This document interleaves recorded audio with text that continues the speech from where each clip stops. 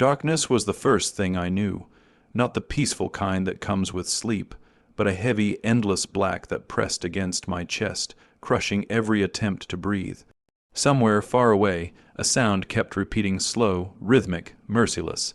Asterisk, beep, beep, beep. Asterisk, it felt like the ticking of a clock counting down something I didn't understand. I tried to move, nothing happened. Panic surged through me, wild and suffocating. I tried to scream, to open my eyes, to lift a finger, anything. But my body did not belong to me anymore. I was trapped inside myself, buried alive in my own flesh. Then, slowly, painfully, light began to leak into the darkness. At first it was unbearable. My eyes burned as if someone had poured fire into them. Shapes swam above me, white, blurry, unreal. Voices followed, muffled and distorted, like they were coming from underwater. A heart rate stabilizing. She's waking up. Careful, don't rush her. I wanted to ask where I was. I wanted to ask how long I had been gone, but my throat was dry, my tongue heavy, my lips trembling uselessly. All I could manage was a faint groan. Easy. A calm voice said close to my ear, "You're safe. You're in the hospital. Hospital." The word hit me harder than any pain. Memories flickered through my mind, driving home the taste of tea, the sound of laughter in my house. Then nothing, just a cliff of emptiness. I tried again to speak. This time something came out. Water. A nurse hurried to my side, lifting my head slightly, pressing a straw to my lips. The first sip felt like life itself. Tears slipped from the corners of my eyes without permission. I was alive. But why did it feel like I had barely escaped death's hands? Hours passed, or maybe minutes. Time meant nothing in that room. Eventually, the nurse left, and the machines were the only companions I had. My body ached in ways I didn't understand. My limbs felt foreign, weak, as if they belonged to someone else. Then the door opened again. A man in a white coat stepped inside. He was older, his hair streaked with gray, his eyes carrying a weight that made my stomach tighten instantly. Doctors had a way of hiding things, but this one looked like he had been carrying a secret for far too long. "Good morning," he said softly. "I'm Dr. Han." I nodded weakly. "You've been in a coma?" he continued. "For 16 days, 16 days, the number echoed in my head. More than 2 weeks of my life gone. "Lost, stolen, my family," I whispered. "My daughter. They know you're awake." He replied, "They'll be informed soon." Something in his tone felt off. Too careful, too rehearsed. He pulled a chair closer to my bed and sat down. Doctors rarely did that unless what they were about to say couldn't be delivered standing. "There's something you need to know," he said. My fingers twitched against the thin hospital sheet. "What happened to me?" His jaw tightened. "At first, we believed your condition was caused by a sudden stroke or a reaction to medication," he said slowly. "But certain things didn't add up. The room felt colder. We ran additional tests, blood work, toxicology. I swallowed with difficulty." And he reached into the pocket of his coat and pulled out a small, clear plastic evidence bag. Inside it was a vial. Transparent, ordinary, the kind of thing no one would look twice at. But the label made my breath hitch. I couldn't read it clearly yet, but I could see the bold red warning symbols, the dosage numbers, the name of the compound printed in black. "Doctor," Han held it up between us, his eyes never leaving my face. "Your son-in-law came to me," he said quietly. "2 days after you were admitted." The words didn't make sense at first. My brain struggled to connect them. "My son-in-law," I repeated. "Yes," he said. "He claimed he was acting on your behalf. He said you were suffering and wouldn't want to live like this." A cold wave washed over me. "He offered me money," the doctor continued, "a large amount. He asked me to inject you with this." The room began to spin. My heart monitor reacted instantly, beeping faster, louder. I clutched the sheet with what little strength I had left. "No," I whispered. "That's not, he wouldn't, doctor." Han's voice remained steady, but his eyes darkened. I refused. Tears blurred my vision. He wanted to kill me. I asked, the words tearing my throat apart as they left my mouth. Dr. Han didn't answer immediately. Instead, he placed the vial gently into my trembling hand. "Read the label," he said. I forced my eyes to focus. The name of the drug was unfamiliar, but the description beneath it was unmistakable. Asterisk causes respiratory failure. Asterisk asterisk high risk of cardiac arrest. Asterisk asterisk not approved for use in unconscious patients. Asterisk my fingers shook violently. The vial slipped from my grip and landed on the bed with a soft plastic sound. Speechless. That was the only word that described me in that moment. My chest felt like it was caving in, not from illness, but from betrayal so deep it hurt more than death itself. My son-in-law, the man who called me asterisk mother asterisk, the man who bowed his head respectfully at the dinner table, who smiled as he accepted my cooking, who thanked me for trusting him with my daughter. That man had stood beside my hospital bed, looked at my unmoving body, and tried to buy my death like it was a transaction. "Why?" I croaked. "Why would he do this?" Dr. Han hesitated. "There are things the police are still investigating," he said. "But I felt you deserved to know the truth as soon as you woke up." Police. The word barely registered. All I could see were memories, his polite laughter, his careful words, the way he always insisted on handling paperwork for me when I fell ill, the way he watched silently whenever money or property was mentioned. I had trusted him. I had welcomed him into my home. I had called him family. Tears streamed freely down my temples, soaking into the pillow. I didn't bother wiping them away. "If you refused," I whispered, "then how did I end up like this?" Dr. Han exhaled slowly. "You were already given something similar before arriving here. We believe it was administered at home, a lower dose, enough to put you into a coma. The realization hit like a blade." He had already tried once, and if Dr. Han had accepted the money, I wouldn't be here. "I'm sorry," the doctor said softly. I reported everything immediately. I nodded faintly, too broken to respond. When he left the room, the silence felt unbearable. I stared at the ceiling, my heart pounding, my mind screaming. 16 days ago, I had gone to sleep, surrounded by people I trusted. I woke up to learn that one of them had paid for my death. And as the machines continued their steady beeping beside me, one truth settled deep into my soul, cold and unshakable. My coma wasn't an accident. It was a betrayal, and whoever tried to bury me alive had made one fatal mistake. I survived, the night after Dr. Han told me the truth. Sleep never came. Every time I closed my eyes, I saw his face. Not the cold, calculating stranger he had revealed himself to be, but the man I thought I knew. The man I had welcomed into my life with open arms. The man I had trusted with my daughter's happiness. I lay there, staring at the ceiling, listening to the steady rhythm of the machines, and let my memories betray me, one by one. I remembered the first time he came to our house. He had stood at the door, shoulders straight, head bowed slightly in respect. His hands trembled just enough to make him look humble, nervous even. He had brought fruit, carefully arranged in a basket, and spoke in a gentle voice. "Thank you for giving me a chance," he had said. "I promise I'll take good care of her." I believed him. Why wouldn't I?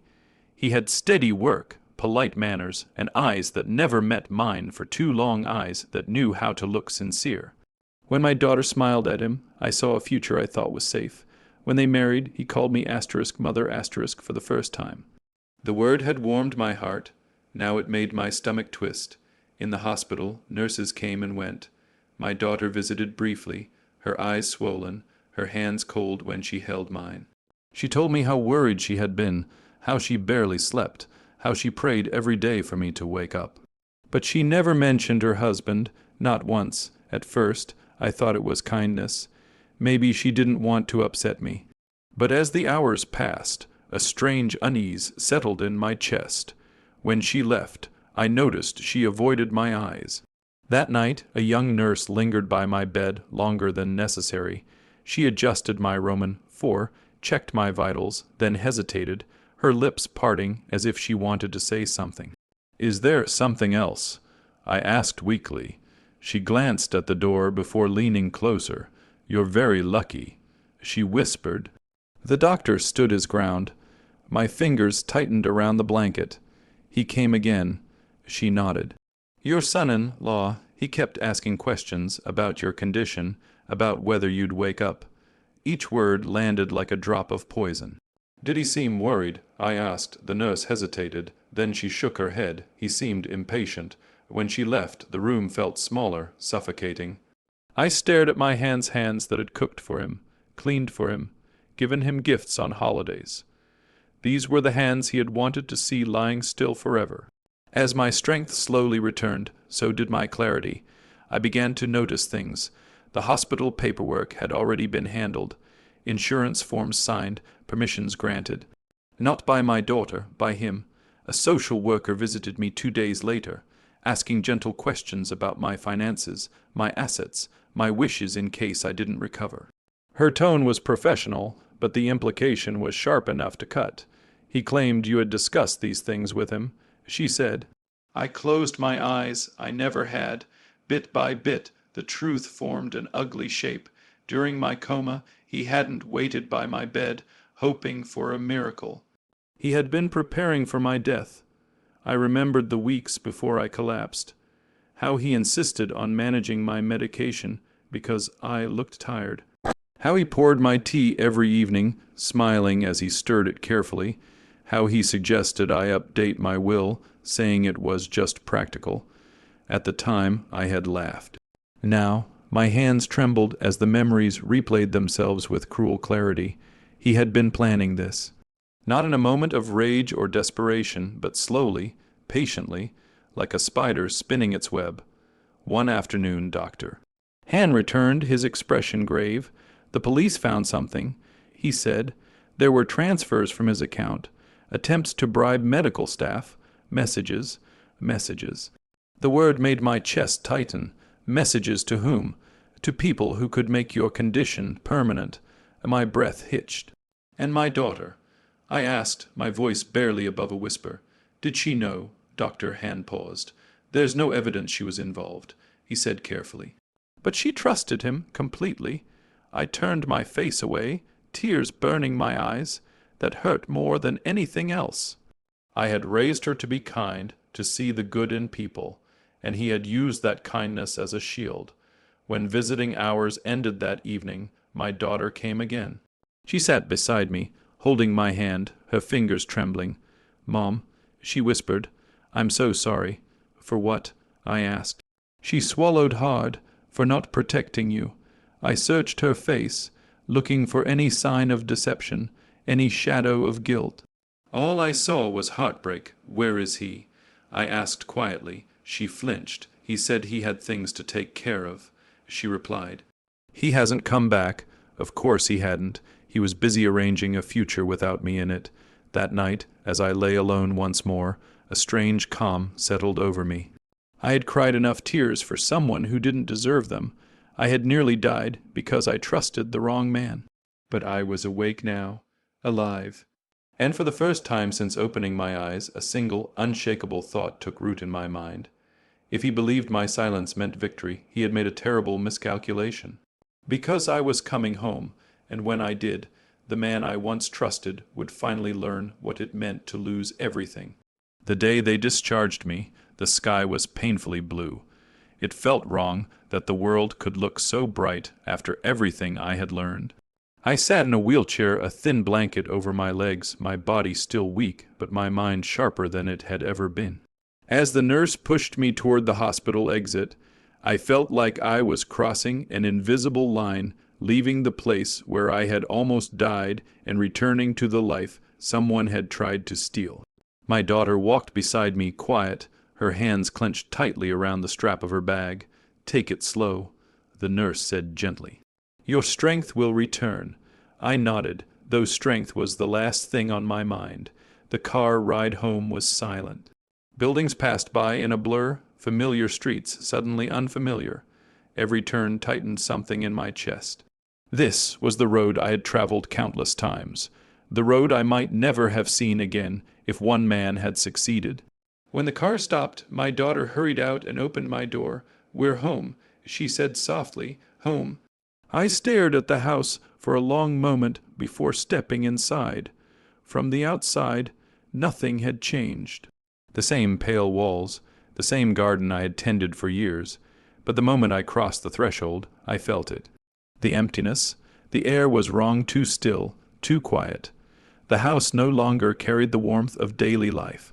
It felt like a place that had been waiting, holding its breath. My daughter helped me onto the couch. I looked around slowly, my heart sinking deeper with every detail. The family photos were gone. The cabinet where I kept important documents stood open, drawers pulled out carelessly. The small safe behind the painting, hidden for years, was no longer hidden at all.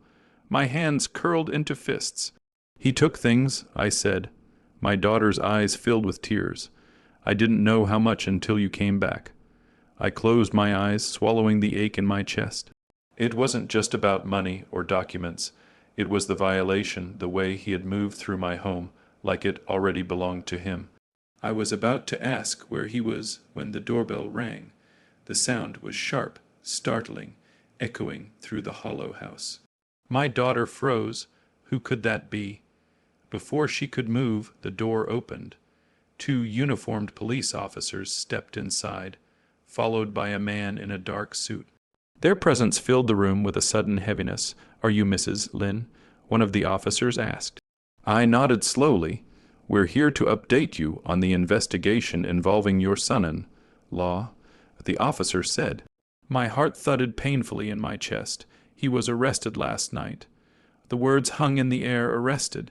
For a moment, I couldn't breathe. My fingers gripped the edge of the couch as the meaning sank in. He wasn't running. He wasn't hiding. He was already behind bars. My daughter let out a broken sob, collapsing into the chair beside me. I reached for her hand, holding it tightly. What did he do?" she cried. The man in the suit spoke next.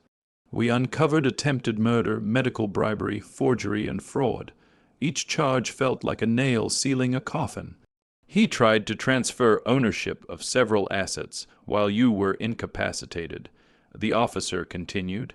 "He forged signatures and moved funds into offshore accounts. We traced everything. I laughed softly then, an ugly, hollow sound that surprised even me. All that planning, all that cruelty, undone because one doctor refused to take his money. Where is he now?" I asked. "Detention center," the officer replied.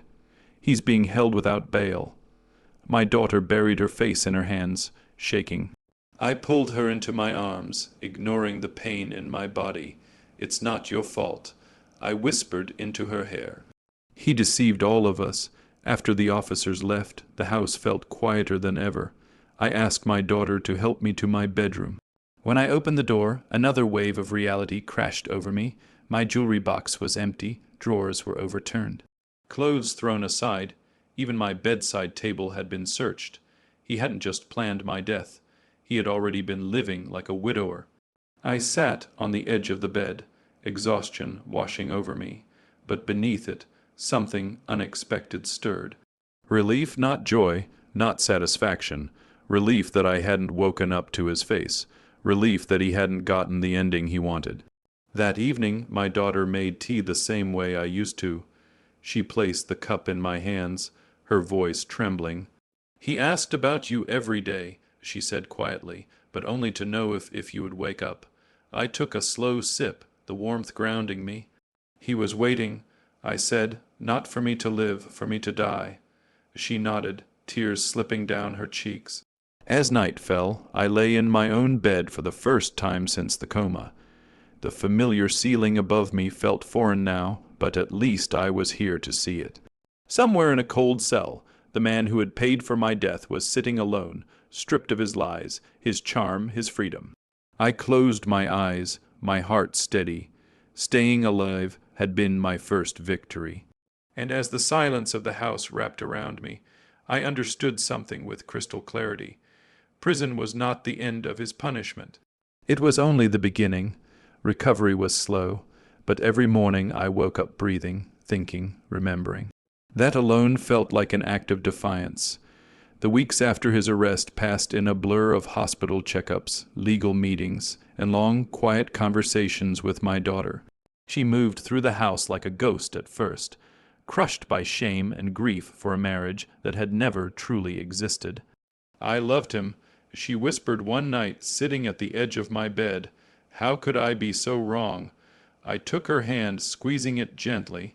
"People like him don't reveal themselves all at once," I said. "They survive by wearing masks." The court case came quickly. The evidence was overwhelming.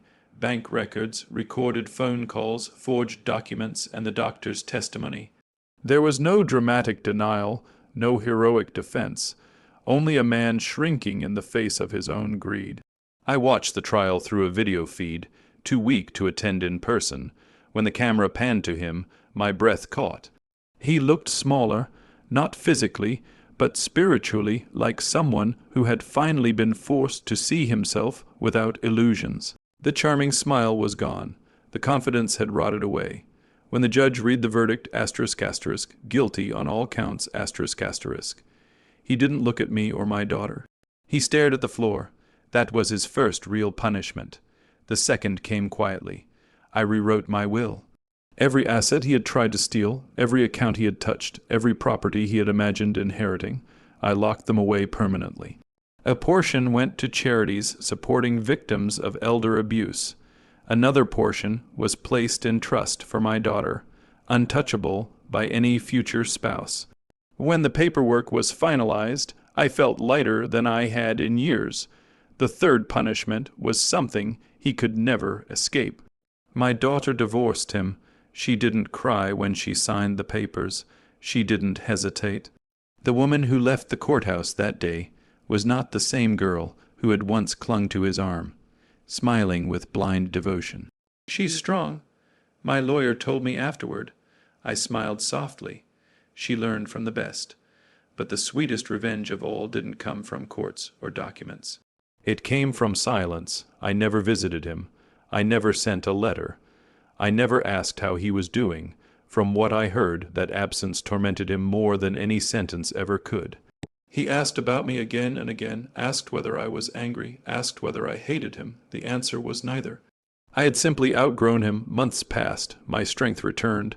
I walked in my garden again, my hands in the soil, the sun warming my skin. Life resumed, not as it was, but as something quieter, wiser. One afternoon I found the vial. The empty evidence bag had been returned to me with my belongings. I stared at it for a long time before throwing it into the trash. That small piece of plastic had almost ended everything. Instead, it became a reminder. He had paid to end my life. He had planned my death down to the smallest detail. And yet here I was alive, free, surrounded by truth. I didn't need blood for revenge. I didn't need hatred. All I needed was to live well. Because somewhere behind cold bars and locked doors, a man was forced to wake up every day knowing the cruelest truth of all. He failed. He lost everything, and the woman he tried to bury had risen stronger, wiser, and finally untouchable.